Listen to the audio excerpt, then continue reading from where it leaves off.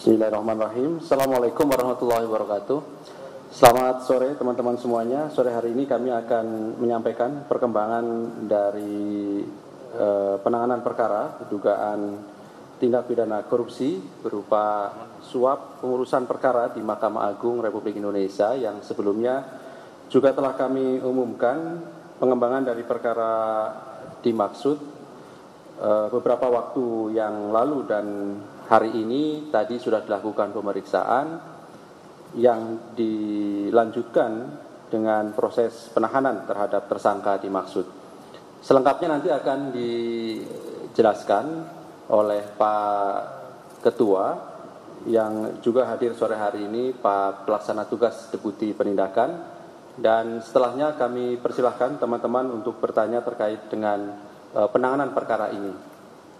Jadi perlu kami sampaikan, kita fokuskan pertanyaan-pertanyaan dari teman-teman terkait dengan penanganan perkara dimaksud. Baik, kami silakan Pak Ketua untuk menyampaikan beberapa poin perkembangan dari penanganan perkara di Mahkamah Agung. Kami silakan.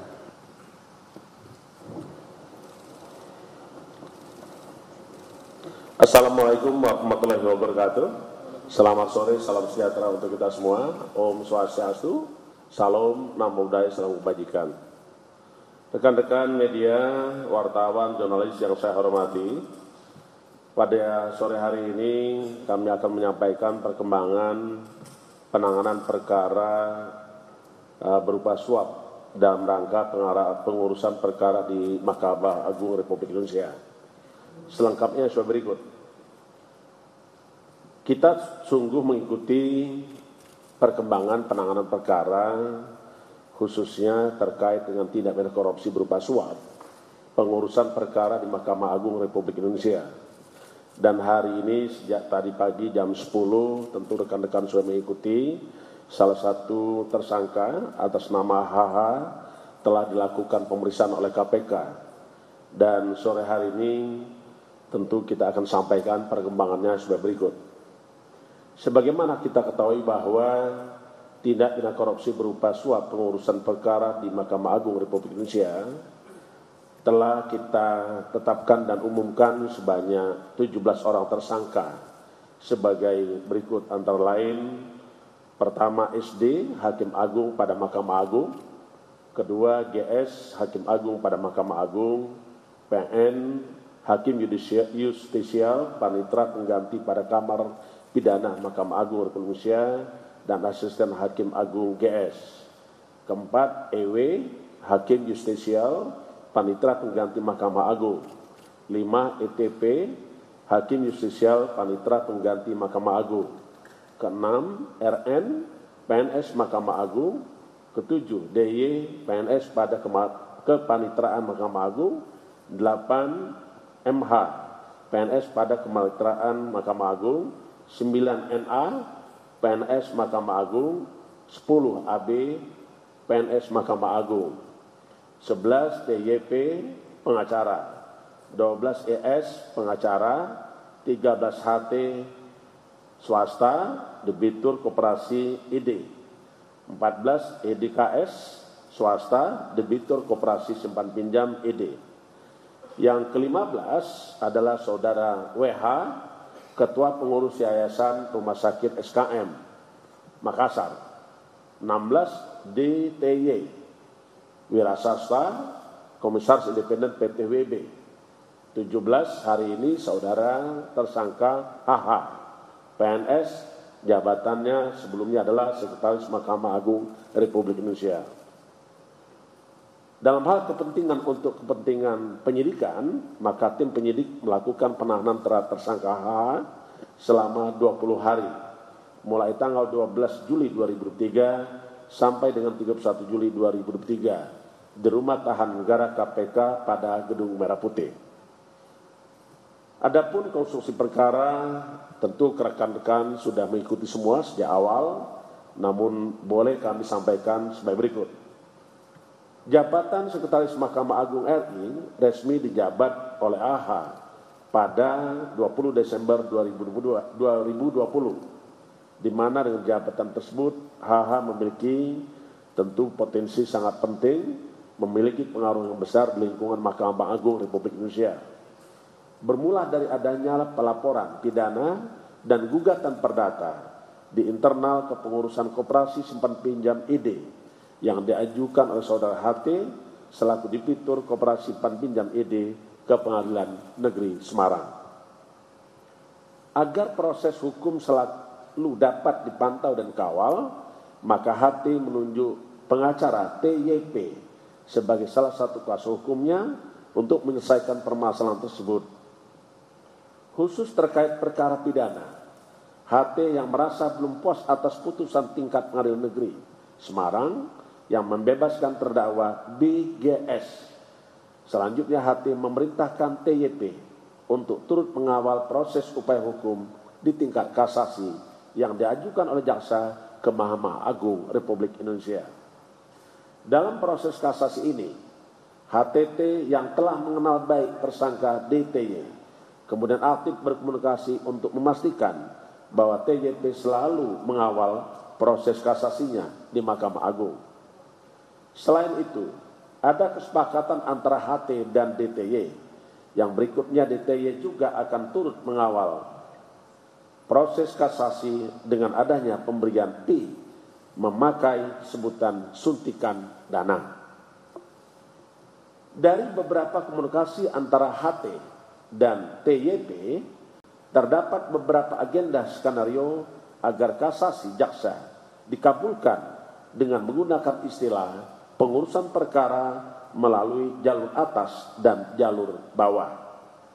Yang dipahami dan sepakati keduanya berupa penyerahan sejumlah uang ke beberapa pihak yang memiliki pengaruh di Mahkamah Agung.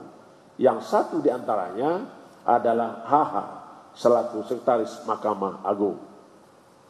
Sekitar Maret 2022, atas perintah HT, kemudian TYP mengirimkan foto tangkapan layar susunan majelis hakim tingkat kasasi ke DTY. Tidak berapa lama kemudian, HT berinisiatif untuk mempertemukan DTY dengan TYP di kantor milik TYP yang berada di Rumah Pancasila Semarang, Kota Semarang.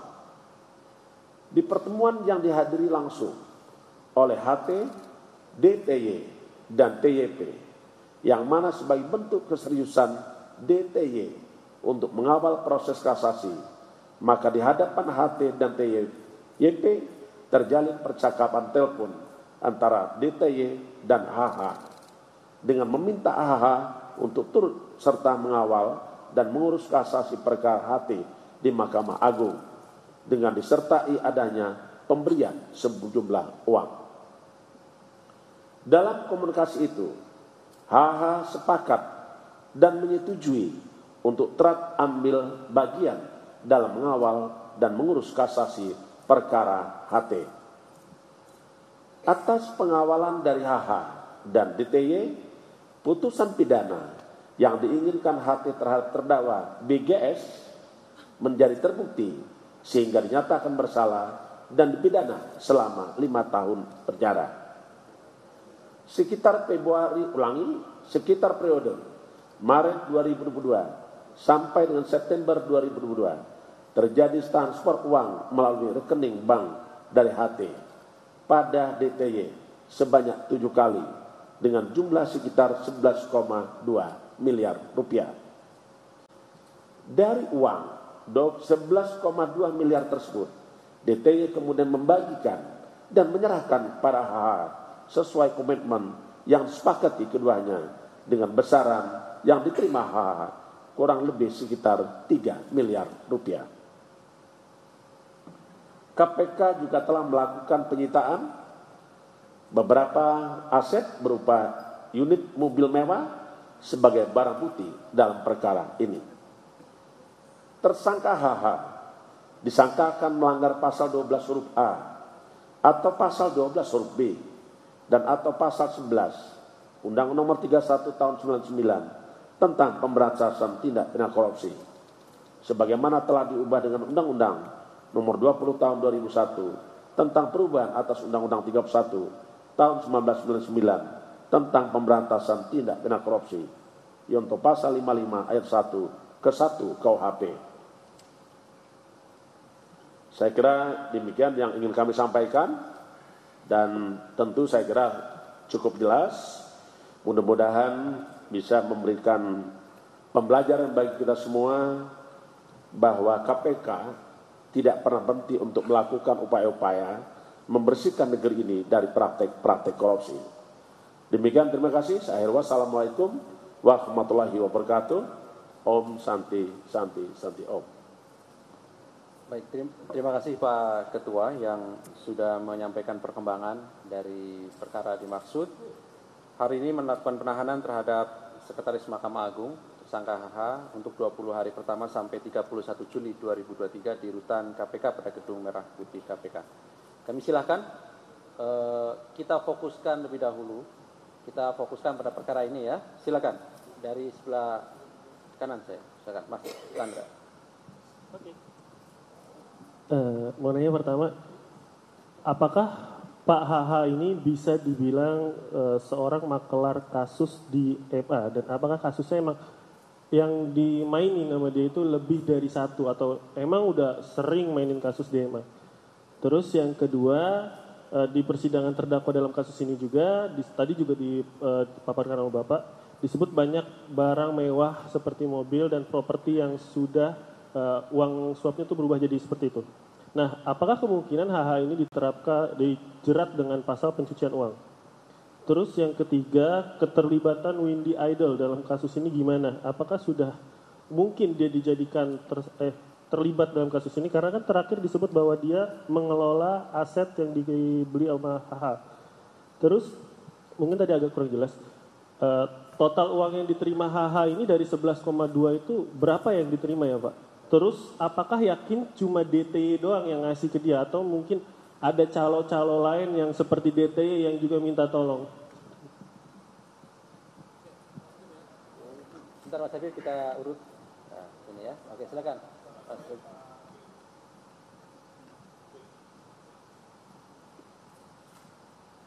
Cek. Ya, selamat sore Pak Firly, Pak Asep, Pak Ali, saya Yogi dari detik.com. Hasbi ini kan posisinya strategis ya di MA, dia sekretaris MA. Nah, setelah dia menerima aliran uang ini, sebenarnya tuh yang dilakukan Hasbi ini apa sih Pak dalam pengurusan perkara di MA?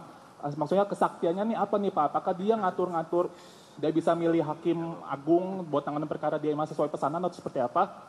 Lalu kemudian uang yang diterima Hasbi ini apakah dibagi lagi ke pihak lain? Misalnya apakah dia lewat Hasbi, dia membagi ke hakim yang menangani perkara atau seperti apa? Dan kemudian seperti tadi pertanyaan Chandra, keterlibatan Hasbi ini apa di kasus inti dana saja atau ada kasus lainnya? Terima kasih.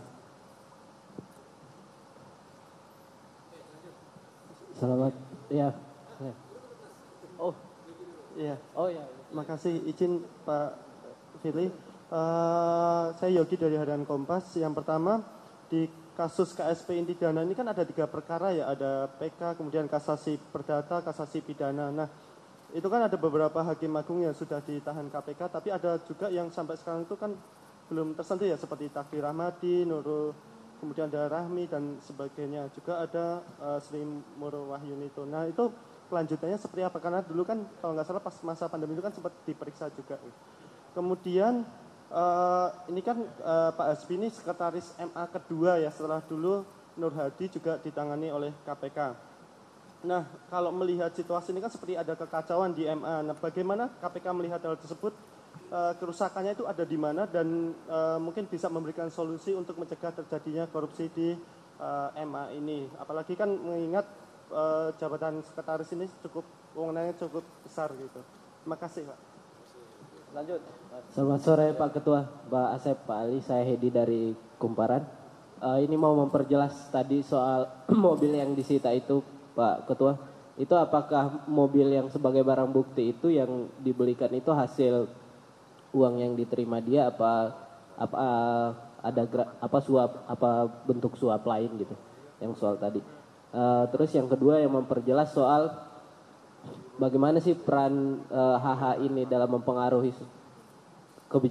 putusan hakim itu, sejauh mana dia bisa masuk di kamar dagang atau bahkan mempengaruhi putusan-putusan hakim agung begitu. Ini mungkin perlu dibuka juga karena ini akan jadi pembelajaran mungkin atau sekaligus jadi evaluasi mungkin sama MA di sana gitu. Apa saja yang harus ditutup supaya putusan-putusan itu tidak dipengaruhi lagi. Terus yang terakhir, kalau yang soal mobil tadi itu ada tidak selain mobil aliran uang yang diterima Hasbi Hasan itu kemana aja? Itu tadi menyambung soal beberapa saksi yang sudah diperiksa termasuk Wendy Idol kemarin itu yang soal ini. Apakah aset yang dia kelola itu dikembalikan lagi atau bagaimana cara pengelolaan? Terima kasih Pak Ali, terima kasih Pak Ketua, Pak Asep. Baik, terakhir Mas. Ya. Assalamualaikum warahmatullahi wabarakatuh. Selamat sore Pak Firly, Pak Asep dan Pak Ali. Saya menyambung pertanyaan yang tadi yang sempat tertinggal. Ini masih soal aset Pak dari yang kemudian ada Windy Idol dan beberapa saksi sebenarnya diperiksa. Dan itu kaitannya kalau saya tidak salah diantaranya adalah pengelolaan dan pendirian pengesahan untuk rumah produksi Pak. Iya, rumah produksi, dan di situ kan tentu rumah produksi itu ada tempatnya, ada lokasinya, penggunaan anggarannya dan sebagainya. Nah konteks ini apakah, dan pada saat peresmian rumah produksi tersebut Pak HH juga hadir pada saat itu, bahkan berfoto dengan tumpeng dan sebagainya, bahkan Windy Idol juga hadir. Nah konteksnya adalah ketika ini uang yang begitu banyak, kemudian ada aset yang demikian banyak juga, apakah rumah produksi itu kemudian secara operasionalnya dan gedungnya itu dan transaksinya dibukukan, dan rumah produksinya, gedungnya itu disita sebagai bagian dari aset recovery. Itu yang pertama. Yang kedua, dari sisi kami beberapa teman sempat mendapat informasi dari seorang saksi bahwa ada dugaan Pak HH ini ditarget oleh penyidik karena waktu itu ada saksi yang ternyata memiliki rekaman terkait dengan pembicaraan yang diduga penyidik KPK begitu ya, untuk menargetkan saudara HH menjadi tersangka. Bahkan ada dugaan permintaan uang untuk kemudian diamankan. Nah apakah benar informasi itu? Kalau benar seperti apa? Dan bagaimana tindak lanjut oleh KPK? Dan masih pengembangan dari pertanyaan ini, apakah benar KPK itu menargetkan Pak HH ini, atau dalam konteks hukum secara pidana itu dalam KUHP unsur alat buktinya sudah terpenuhi secara firm dan tidak ada penargetan. Yang ketiga dari saya, ini kaitan dari pertanyaan Yogi tadi soal pembenahan Mahkamah Agung. Betul bahwa ini 2 kali Pak Sekretaris Mahkamah Agung sudah diproses oleh KPK gitu ya.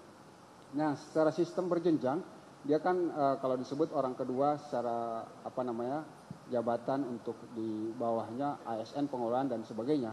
Nah bagaimana sistem rekrutmen yang kemudian dikaitkan dengan Sekretaris Mahkamah Agung ini bisa KPK melakukan perbaikan.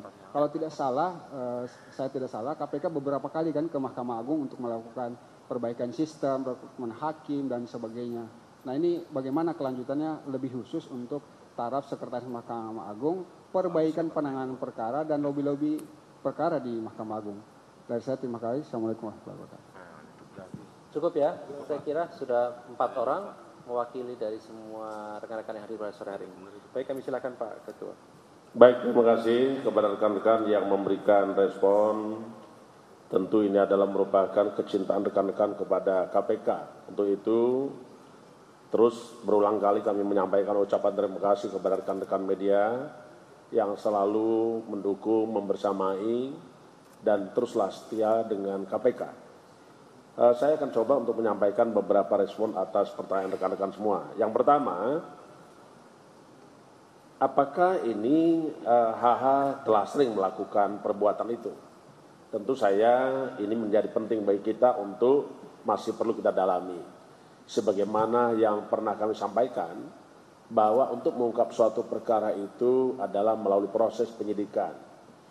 Karena sesungguhnya penyidikan ada serangkaian tindakan penyidik, sebagaimana yang diatur dalam hukum acara dan merangka mencari mengumpulkan keterangan dan bukti-bukti, dan dengan bukti-bukti tersebut akan membuat terang suatu perkara pidana guna menemukan tersangka.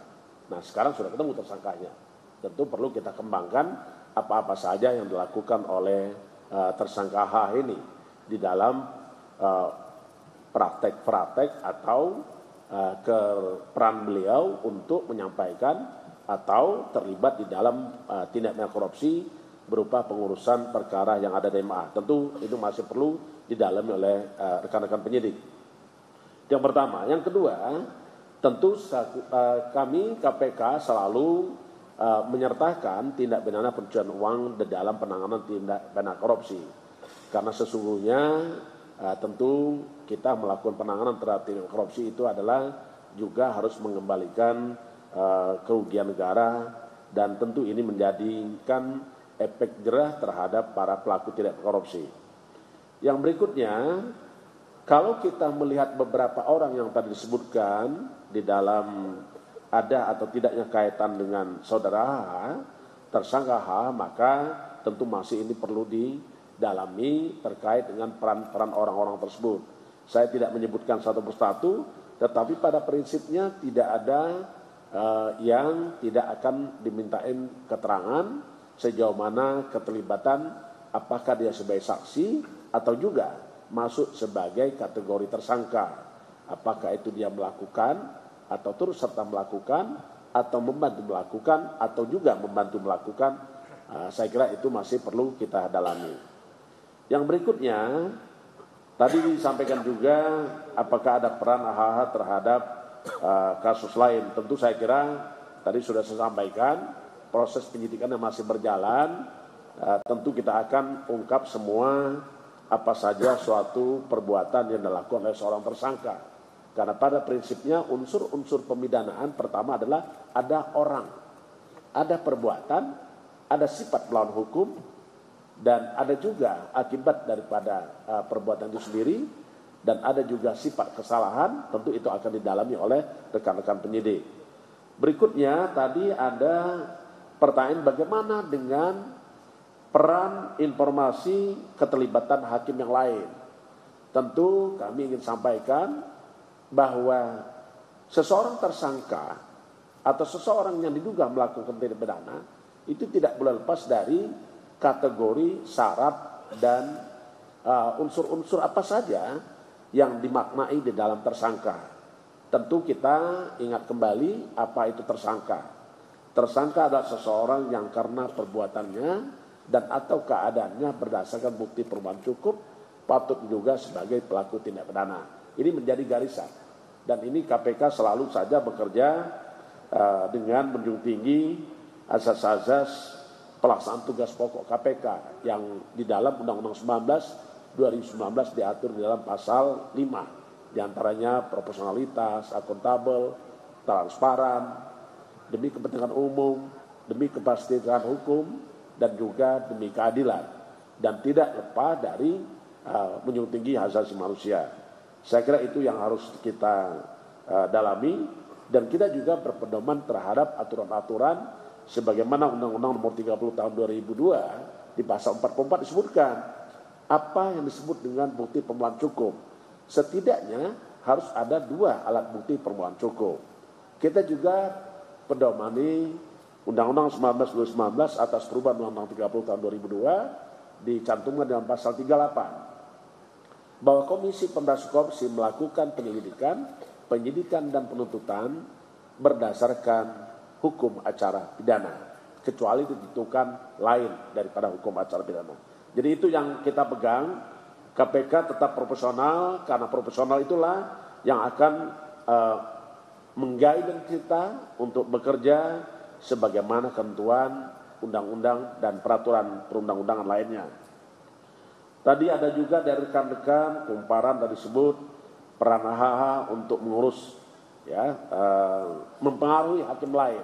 Tentu ini perlu didalami, karena sampai hari ini saya belum bisa menyampaikan bagaimana cara HH mempengaruhi hakim-hakim sehingga dalam putusannya nanti sesuai dengan yang diharapkan atau dimintakan oleh orang yang berperkara kepada Mahkamah Agung. Tentu ini perlu didalami. Yang terakhir adalah terkait dengan tata kelola di Mahkamah Agung. Tentu kami ingin sampaikan juga bahwa sekarang ada begitu banyak yang dilakukan perbaikan. Salah satu di antaranya adalah register perkara secara robotik. Saya pernah mendengar dari penjelasan Mahkamah Agung bahwa perkara diatur berdasarkan robotik. Artinya orang tidak bisa mengikuti siapa yang akan jadi hakim. Yang kedua adalah pengumuman putusan dalam 1 hari. Jadi one day publish dan one day eksekusi. Itu yang saya pernah mendapat dari rekan-rekan di Mahkamah Agung, beberapa perbaikan. Yang berikutnya juga pengawasan. Tidak hanya kita sampaikan karena KPK bekerja sama dengan Badan Pengawas Mahkamah Agung melakukan penelitian terkait dengan sistem yang perlu diperbaiki sehingga tidak ada celah dan peluang untuk melakukan korupsi. Salah satu di antaranya kita coba untuk membantu yang kita sebut dengan corruption risk assessment, asesmen risiko korupsi. Dari itu maka kita bisa melakukan perbaikan supaya tidak terjadi korupsi kembali. Yang berikutnya tentu tadi pihak-pihak yang mengelola aset perlu didalami. Saya tentu ini menjadi PR banyak bagi penyidik. Apakah yang mengelola aset tersebut statusnya apa? Yang kedua, aset-aset ini apakah bisa dimasukkan atau dikategorikan dalam bentuk barang bukti di dalam suatu perkara pidana? Karena barang bukti di dalam hukum acara pidana itu yang mana saja yang disebut barang bukti dan yang mana saja benda yang dapat dilakukan penyitaan. Pada prinsipnya benda yang dapat dilakukan penyitaan adalah satu, benda yang digunakan untuk melakukan kejahatan tidak pidana.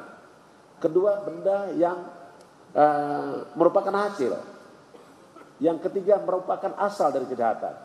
Yang keempat adalah benda yang ada hubungan dengan tidak pidana tersebut. Jadi itu yang bisa nanti biar Pak Asep selaku Direktur Penyidikan yang akan mendalami bagaimana tentang aset-aset milik AH yang dikelola oleh orang lain. Termasuk juga rumah produksi. Tentu ini akan didalami. Sumber pembiayaan rumah produksi itu dari mana? Kalau memang itu ada kaitannya dengan tindak pidana korupsi, tentu ada perlakuan sesuai dengan ketentuan hukum dan peraturan perundang-undangan. Yang berikutnya, tadi ada yang bertanya juga, kalau nggak salah ini Pak Sabir, saya ingin katakan, KPK tidak pernah menjadikan seseorang sebagai target. Tidak ada. Karena kalau KPK bekerja menjadikan orang target, itu pasti tidak profesional. Sementara KPK bekerja sesuai dengan azas-azas pelaksanaan tugas pokok KPK. KPK itu tidak ada target, Pak, tapi dia muncul sendiri. Coba rekan-rekan maknai kembali. Apa yang dimaksud dengan penyidikan? Jadi nggak boleh ada target dan tidak akan pernah ada terjadi target mentarget. Penyidikan adalah serangkaian tindakan yang dilakukan oleh penyidik dalam hal yang diatur hukum acara untuk mencari, mengumpulkan keterangan dan bukti-bukti. Dan dengan bukti-bukti itu membuat terangnya suatu peristiwa pidana dan menemukan tersangka. Jadi mohon maaf Pak Sabir, KPK bekerja tidak pernah mentarget seseorang untuk jadi tersangka. Dan itu tentu berdasarkan bukti yang cukup. Karena kita paham dalam hukum acara pidana diatur kenapa kecukupan bukti menjadi penting. Di dalam pasal 183 hukum acara pidana disebutkan hakim tidak dapat memutus suatu perkara kecuali berdasarkan keyakinannya dengan sekurang-kurangnya 2 alat bukti. Maka jauh anggapan bahwa kita mentarget seseorang. Tidak ada. Karena tersangka muncul karena ada bukti-bukti. Saya kira itu yang ingin saya sampaikan. Dan cukup jelas saya kira untuk penjelasan sore hari ini. Saya mohon maaf apabila ada yang kurang pas atau kurang sempurna. Tapi yang pasti kita ingin pastikan bahwa KPK tetap bekerja, tetap profesional dalam upaya pemberantasan dan membebaskan negeri ini dari praktek-praktek korupsi. Terima kasih. Saya Ri, wassalamualaikum warahmatullahi wabarakatuh. Terima kasih Pak Ketua. Terima kasih.